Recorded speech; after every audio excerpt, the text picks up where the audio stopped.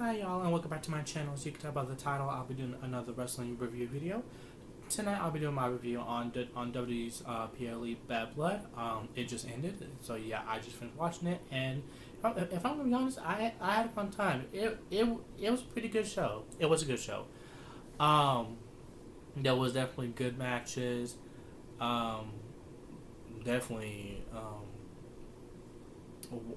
one of the matches have had a weird ending, but I'll talk more about it once I get to that match. But yeah, but yeah, like I said, overall it was entertaining. I had fun watching it, and it was another pretty good pay per view. Another pretty good pay per view by Triple H. But yeah. Before I officially start with my review, I just wanted to give shout outs to Samantha Irvin for singing God Bless America beautifully, along with giving a shout out to the hosts of Bad Blood, which was the Women's Tag Team Champions, Bianca Belair and Jade Cargill, along with Naomi. And then of course the guests and the legends that were in the crowd that were shown throughout the PLE. But yeah, without further ado, let's get to the video.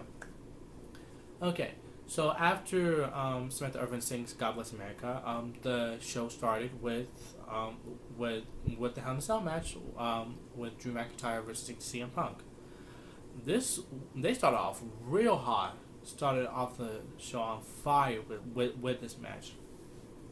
It had intensity. It had blood, especially from Drew was bleeding. You can tell the difference when they use like a blood capsule compared to them bleeding for real.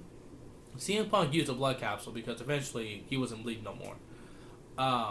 Drew was bleeding for real because the way he was initially bleeding, he was bleeding like how Triple H used to bleed when he got busted open. It was like, well, damn. But yeah, we saw all kinds of weapons used. The main one was a wrench. The wrench was the main weapon used, but we've seen the steel steps used.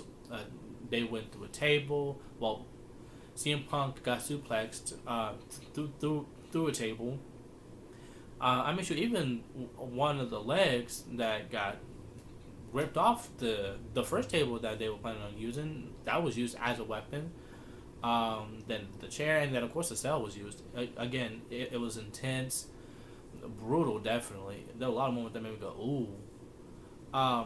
So yeah, both of them basically just straight up beat the hellfire and brimstone out of each other. And this is my favorite. This is my favorite match of the trilogy between them two. But yeah, after all the stuff that they put themselves through, in the end, CM Punk was, he was helpless at this point. And then Drew had a black bag. Whenever I see a black bag, a small black bag, I get flashbacks of Mick Foley. I instantly thinking like, oh, you got thumbtacks. I was like, it was either thumbtacks or handcuffs. But my first thought was like, you got thumbtacks? We doing thumbtacks now. I was like, okay, so we pulling a Mick Foley. But no, what was in there was, I should have expected it, but for some reason I didn't expect that at all. It was plastic beads, kind of like the bracelet that Punk had that Rip basically destroyed. And he poured it like all over CM Punk, and that just basically woke up Punk and that pissed him off.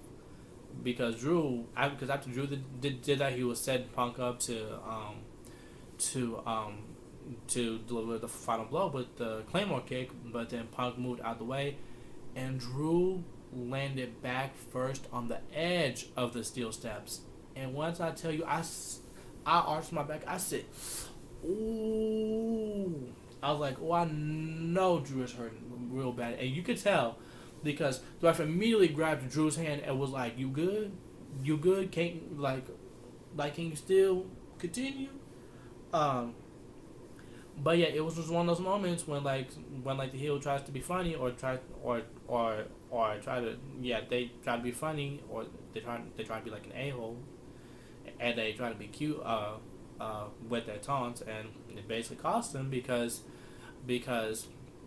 CM Punk hit hit Drew McIntyre with, I believe, the third, a third and final GTS in the match, with with the chain wrapped around Punk's knee, and yeah, Punk got the 1, 2, 3, and CM Punk got the win. So overall, he not only won the battle, but he won the war, because Hell in a Cell matches are basically supposed to end feud. So I'm pretty sure this gonna end the feud between them two. I highly doubt they're gonna continue on Dragoness. No shade.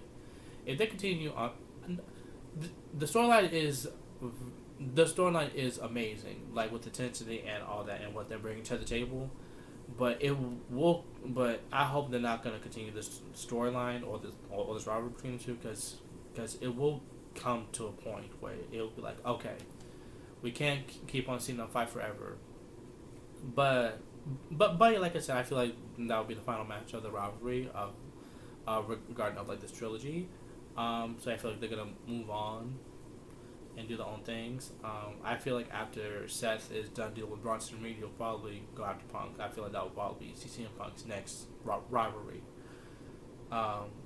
Because before Bronson Reed even attacked CM Punk, Seth Rollins, Seth wanted to fight Punk, because Seth was like, yo, someone's saying you hit me with the GTS when I was the referee of your last match. So what's up? But yeah, let's go ahead and move on to the next match, which was the Nia Jax and Bayley match for Nia Jax's championship. This was a pretty good match. I did enjoy the match. It was definitely hard for them to follow up the Hell in a Cell match, because the crowd, they was doing like little chants, like I've been hearing like "Let's go Bayley," and of course they were giving Nia a reaction because they cannot stand Nia, so they was like legit booing Nia, and there was definitely cheering Bayley, but they already used so much energy in the first match that they wasn't really, I'll say, present like that. But there was definitely moments when that caught the crowd off guard, and me. Like when Nia all of a sudden did a Hurricane Rana, like a reversal from a powerbomb that Bayley was gonna do to a Hurricane Rana, which I was like, oh, it wasn't the prettiest, but it's still impressive for Nia to do a move like that, because that's not what any of us would expect it from her. So you know what? That's impressive. And also I'm glad that she, like, you know, like, she's switching things up too. But yeah, like, but yeah, like I said, I like the chemistry between Bayley and Nia. Although the Samoan drop, the pop-up Samoan drop that Nia did to Bayley, it was a weird Samoan drop, because at first it seemed like Bayley countered, and she like countered in, like, made to like some sort of a, like, form of leg drop. So I was like, oh, okay, Bayley. And then when I heard the commentators say, oh no, that was a Samoan drop, I said, huh? So then when, like, when showed like the replay, I was like, that was a weird Samoan drop, but it didn't really like diminish the match. I still thought the match was pretty good. The crowd didn't fully get into this. It didn't fully get into it until, like, after Nia accidentally, like, took out the ref, and Tiffany Stratton came out, and people was like, is she gonna cash in? Like, that was a question, like, is she gonna cash in on Nia? Is she gonna, like, is it gonna end up being like a triple threat match? But Tiffany Stratton ran in and she clocked Bayley with the briefcase, and she ended up dropping onto the floor. And then the referee, who was starting to get her bearings back and was starting to get back up, she grabbed Tiffany's briefcase. She assumed, or at least thought, that Tiffany was going to potentially cash in. And then as Tiffany was going to grab the briefcase back, she put her hands on it, and Nia Jax, all of a sudden, I don't know why it made me laugh. It just did. But all of a sudden, she just sat up like she was Undertaker. Like, that took me out. I don't know why. It was just out of nowhere, and she has never done that before. Like she just straight up just like legit like sat up like she was Undertaker. But yeah, so she sat up, and then she saw Tiffany. She was feeling all kinds of ways. She was confused, but she was also pissed because she was thinking that Tiffany was gonna cash in, on her. So she was like, "What you doing?" It's like you really want to do this? Um, and then that slight distraction almost gave Bailey the win. Keyword almost, but it didn't do anything because Nia ended up getting um, the tables turned in Nia in Nia's favor again when Bailey went up the top rope. I'm assuming to do like another elbow from the top, and then Tiffany distracted Bailey with the briefcase again, and that gave Nia the opportunity to stop Bailey from what she was planning on doing. And then she hit an avalanche, a Samoan drop from the ropes, and then hit the Annihilator, and they got the 1-2-3, and it got the win. She didn't really celebrate. She, as soon as she got the belt, she got her hand raised. She just left the ring. She did not acknowledge Tiffany because in her mind she's still thinking that Tiffany was thinking about potentially cashing in. So yeah, Nia's definitely feeling some type of way. Yeah, let's go ahead and move on to the next match, which was excuse me, which was the Finn Balor and Damian Priest match. This match was pretty good. I did enjoy this match. It was pretty good.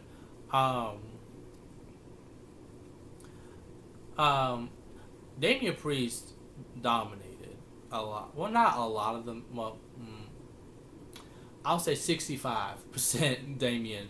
65 to 70% Damian Priest dominated that match.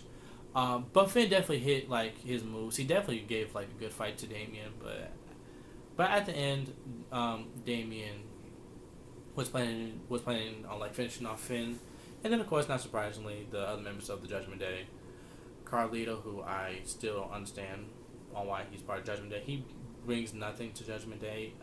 To be honest, he doesn't even bring anything to WWE. To be honest, in my opinion, he hasn't really done anything since he left. Since he betrayed Ray and joined the Judgment Day. I preferred when he was with the LWO because at least he did more. But anyway, and then JD McDonough got involved, almost cost Priest the match. But he kicked out of Finn's finisher, the coup de grace, and then Finn had Carlito distract the ref while he had Jaden McDonough grab a chair so that he could use the chair on Damien. But Damien countered and kicked the steel chair to Finn's face. And then he was trying to get the momentum on side again, but Finn stopped there real quick, and then hit like multiple like coup de grace onto Damian Priest. The first one was on the back of his head. The other one was on his back, but he didn't really get it that good. And then he eventually tried to go for a third one, but then he got caught by Damien, and then Damien hit him with the South of Heaven chokeslam. After Damien already took out Carlito and JD McDonough. And then Damien got the 1-2-3, and so yeah. Well, I already know that this is not gonna be over between the two. This is gonna continue on. Like I said, it was a pretty good match. But I knew Damien was gonna win. Oh wait, actually no, I did not.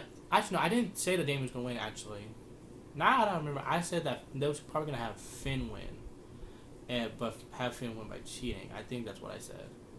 I can't believe I forgot what I said. It's the fact I'm literally forgetting about what I said for my prediction of that match. And I literally made that video yesterday. Whatever, it's fine. But yeah, like I said, Damien got the win, but it's not over. They're gonna continue on with this rivalry and storyline between Damien and Rhea versus the New Judgment Day. And speaking of Rhea, the next match was for the Women's World Heavyweight Championship, Rhea Ripley versus Liv Morgan, with Dominic being inside of a shark cage. Now, it was a good match. However, I prefer the SummerSlam match. That's personally me. I prefer the SummerSlam match. I feel like the SummerSlam match was better, especially the ending and the twist. Now, after they had the entrances and they had Dominic in the shark cage, and I noticed that they didn't lock the door, so eventually it was easy for Dom to open the door. But I was like, why did y'all not lock the door? But never mind. But anyway, like I said, it was a pretty good match. Although there was definitely a couple weird things for me when Liv first started going after the knee onto Rhea, like when she hung Rhea's knee onto the rope. After Rhea was dominating Liv for a few minutes, it looked off to me. So I was like, what happened? And then when she, I'll say attempted on doing a chop block onto Rhea, I was like, Liv, what was that? That was so weak. So yeah, that was a little bit off on those couple things. But yeah, other than that, the action was still good. I was still entertained. It was the ending that I was just like, huh? The ending, low key. It was still a good match, but the ending was not given what they thought it was given. It really wasn't, and that's no shade. So Dominic, like I said, eventually opened the door, and but Rhea was still giving Liv what she was looking for. And then Dominic eventually fell. I legit got scared. I legit thought it was going to be over for Dominic in real life. I thought he was going to end up landing hard onto that floor. I thought it was going to be over for him for real. But he got stuck and got hung upside down on, I think, a chain or something. And then Rhea, for some reason, decided to be more focused on Dominic than Liv. And she started whipping Dominic with the kendo stick as if he is a piñata. And while she was doing that, all of a sudden Raquel Rodriguez returns and attacks Rhea, but the ref saw that but didn't call for the bell immediately. And then she continued attacking Rhea, and like I said, it took forever for the ref to eventually call for the bell. But he did eventually call for the bell for a DQ. And then I'm assuming Raquel didn't hear the bell ringing or whatever because after she done hit Rhea with the Tana bomb, she grabbed Liv, who was still limp after taking a riptide from outside the ring, and had to cover Rhea. And it's like the match is already over. Rhea won by TQ from you attacking her. So yeah, I don't know if it was a miscommunication thing or something, but it was definitely off, and it did kind of ruin the ending and the twist of the match for me. And it kind of just a little bit diminished the match a little bit because of how odd and how confusing that ending was. It was very, very confusing. It was literally one of the moments where I was like, what the hell is happening? I was shook though seeing Raquel return because we haven't seen Raquel since Elimination Chamber, at least from what I remember. So it was definitely nice seeing her back, and it will be interesting seeing her be with Judgment Day and also being heel again because she has not been heel since NXT. Since she was in NXT and she was with Dakota Kai. So yeah, that should be interesting. But we all know that means because, like I said, they're gonna continue the storyline between Rhea and Liv against the New Judgment Day.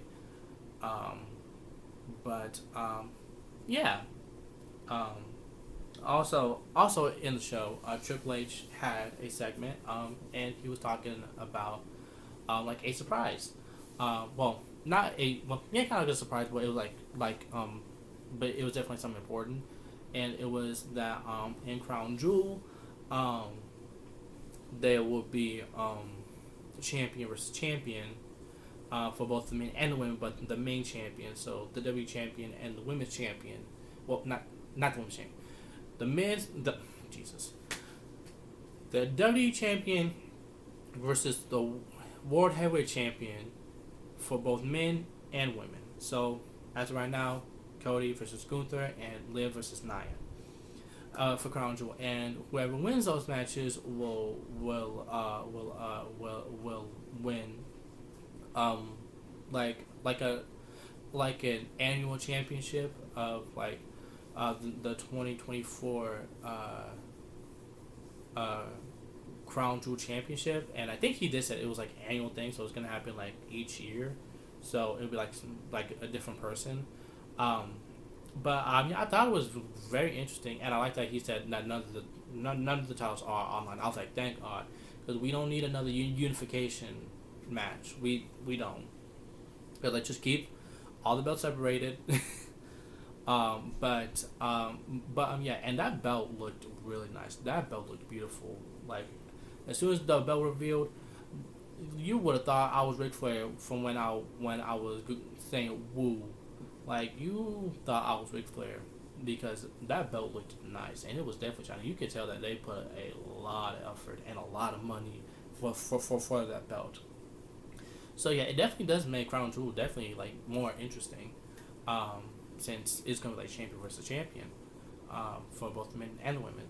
And then Gunther came out and, being confident and him talking his ish. And then he eventually was talking about the legends, and then he pointed his direction to Goldberg, and he was talking mess to Goldberg, and then he went. He turned his attention to Goldberg's son, who was sitting next to him, and said, I believe he said from what I remember, he said along the lines of I hope he is a better father, a better father than he is a wrestler. And Goldberg was ready to stand on business. He went over the barricade, and he was ready to give Gunther what he was looking for. But they had a whole bunch of security come out along with other officials, and it's like, y'all doing all this to keep one man from going after Gunther. I'm like, that says a lot. And then out of nowhere, Sammy just went up and just started a whole brawl with Gunther. Sammy was like, "Don't worry, Goldberg, I got you." It's like I'll do what I want. I'll do what I know you wanted to do. Sammy started a brawl between him and Gunther, and this a continual of the lead up to the upcoming title match on Raw, which I was kind of surprised it's gonna be on Raw instead of being on Bad Blood, but oh well. And then Triple H raised Goldberg's hand, I don't remember. It might have happened. I think it happened before the Rhea and Liv Morgan match, but I kind of don't remember. But yeah, it was a cool segment. And then the main event was the Cody and Roman match against the Bloodline. This was a good match. I definitely enjoyed the match. It was kind of like how usually it's with the Bloodline. It's kind of like a slow build, and then with the hot tags, the pace starts to pick up, and then they slow it back down. And then things start to pick up at the end, and then in the end, that's when things just go crazy. Because it was Roman and Solo are the two legal people, and then they going at it. And then eventually Jacob Fatu gets involved, and then both of them hit super kicks onto Roman, and then eventually Cody ended up taking care of Jacob Fatu by not only moving out the way and have Jacob Fatu put himself through a barricade at the timekeeper's area, but hit him with the crossroads at ringside, and then hit him with a splash from one of the poles through the announce table, which took them both out for the rest of the match. So it was just Roman and Solo. So yeah, Roman Solo is going back and forth, and then Roman was ready to put away Solo like with the spear. And then, not surprisingly, Tonga Loa and Tama Tonga came out, got involved, distracted Roman, and that gave Solo the opportunity to spear Roman, and then but only to get a near fall. Um, and then and then you see like in the background, like behind Tama Tonga and Tonga Loa, a hooded figure with a bandana. Instantly, I knew it was Jimmy Uso. I saw that. I ended up getting flashbacks from last year's SummerSlam when Jimmy cost Jay the match against Roman. So I saw that. I instantly knew that was Jimmy. But yeah, Jimmy took out Tonga and Tama with super kicks, and then Solo was shook. Solo was distracted by a returning Jimmy Uso returning, which lets Roman capitalize him with his spear, and they got the 1, 2, 3 for the win for him and Cody. And then even Roman was shook that Jimmy returned and helped him out, but they embraced and they hugged each other, and then Cody eventually got back to the ring, and then they was talking, and Roman was like, I kept my word, and all that. So Roman and Jimmy got out of the ring, and then, so it was just Cody by himself, and then of course the Bloodline attacked Cody from behind. I wasn't surprised on that. I was like, Cody, you know how the Bloodline operates, especially this new one. It's like, they attack from behind, and they love to jump. So it's like, you should have been on guard still. I don't care how tired you are or how exhausted you are from a long match. You should have known, considering how long you've been beefing with the Bloodline. But yeah, they were jumping Cody, and then Jimmy was like, you gave him your word that you're gonna have it back, and then Roman was like, originally what I know that was gonna be a one-time thing, and then Jimmy was like, come on, you gave me your word. It's like you're the OTC, you're the original tribal chief. So he eventually like convinced Roman. So they helped Cody out with fighting off the Bloodline.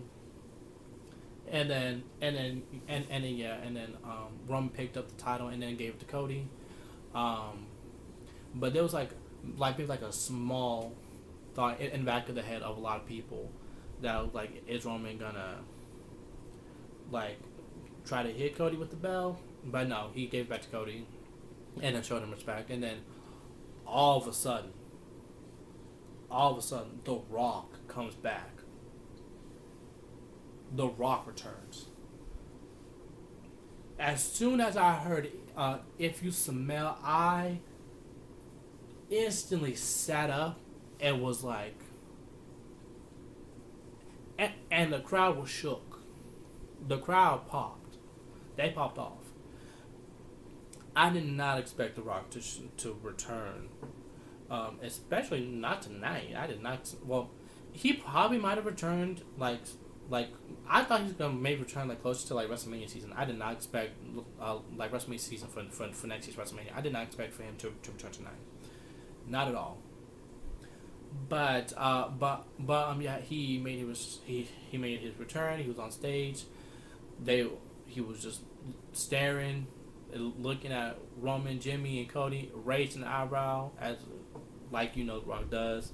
It was like, I'm confused on what's happening. And then he counted to 3 and then did this. So it's like some sort of a message. But yeah, and then that's how the show ended. but yeah, that's my review. Again, overall, I definitely enjoyed the show. It was pretty entertaining. But if I had to have a rating, I'll probably give like an 8 out of 10. But yeah, that'll be the end of this video. Comment down below your thoughts on Bad Blood. Did you enjoy it, or did you not enjoy it? And what was your favorite match? And don't forget to like and subscribe and turn on the notification bell. And I'll see you next time. Bye.